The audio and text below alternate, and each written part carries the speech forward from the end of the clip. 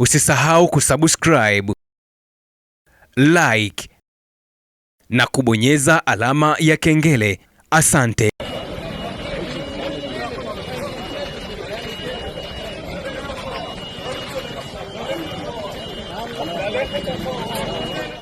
Wakati maneno ya Arusha ni kurushe kwa taifa la Marekani na rais wake Donald Trump juu ya vita vinavyoendelea kati ya Marekani kwa kushirikiana na Israel dhidi ya Irani, mashambulizi kadhaa ya makombora ya angani yameripotiwa Mashariki ya Kati katika taifa la Israeli, na hii ni kufuatia kile ambacho kimeelezwa mashambulizi ya mgomo juu ya kauli za rais wa Marekani kwa kile ambacho amekuwa akieleza Irani inahitaji kusitisha vita katika vita vyake vilivyoingia siku ya 10 sasa tangu Februari 28 mwaka huu 2026.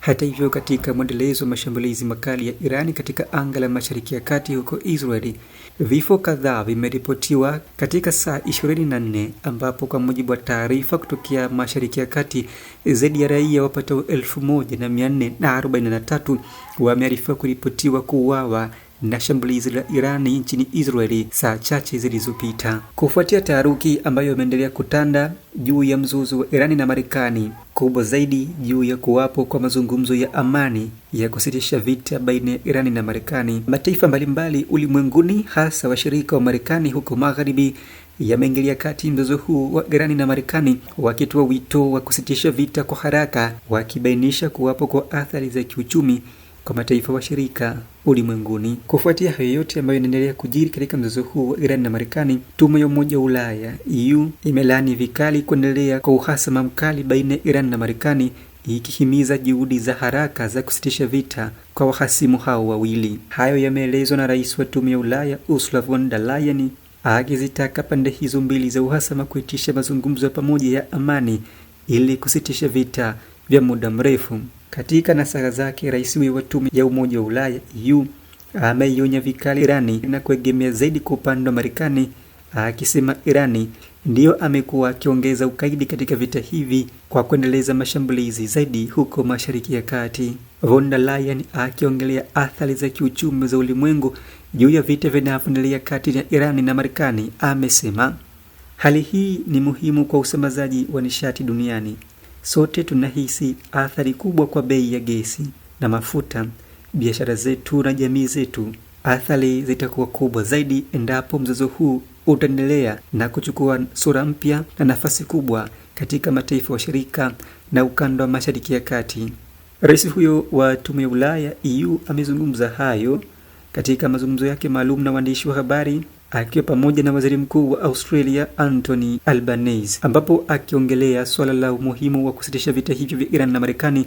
amesema kwamba kuna umuhimu mkubwa wa kufikia hatima ya vita hivyo ili kuepusha athari kubwa zaidi kwa mataifa hayo mawili na washirika wake, ambapo akiongelea hilo Ursula von der Leyen amesema ni muhimu sana kufikia suluhisho ambalo linajadiliwa na hili linakomesha uhasama tunaouona Mashariki ya Kati. Akitamatisha mazungumzo yake na waandishi wa habari, rais huyo wa tume ya Ulaya von der Leyen ameionya vikali Irani dhidi ya mashambulizi yake ya kile amesema miundombinu ya kiraia kote katika ukanda wa Mashariki ya Kati, hasa Israeli. Hayo yote yanajiri wakati vita vya Iran na Marekani vikiendelea na kushika kasi zaidi, huko rais wa Marekani Donald Trump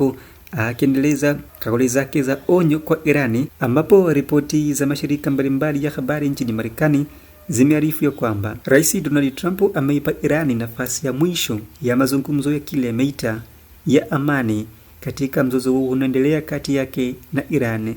Hata hivyo, kauli hiyo ya Rais Donald Trump inakuja wakati ambapo kumeonekana mgawanyiko na mpasuko mkubwa kuhusu uwepo wa mazungumzo hayo kati ya pande hizo mbili za uhasama, huku Donald Trump akiwaambia waandishi wa habari kuwa wamefikia makubaliano ya awali, huku Irani ikitoa taarifa ya makanusho makali juu ya kutokuwapo kwa mazungumzo na Marekani, na huku ikiendeleza mashambulizi makali huko Israeli.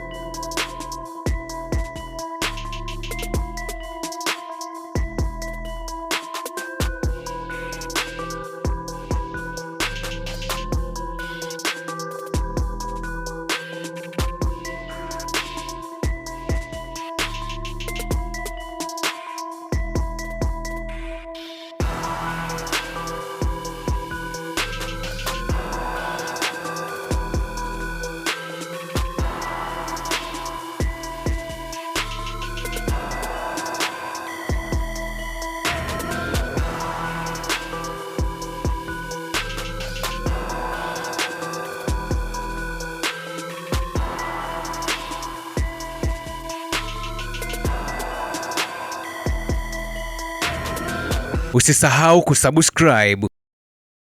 like na kubonyeza alama ya kengele. Asante.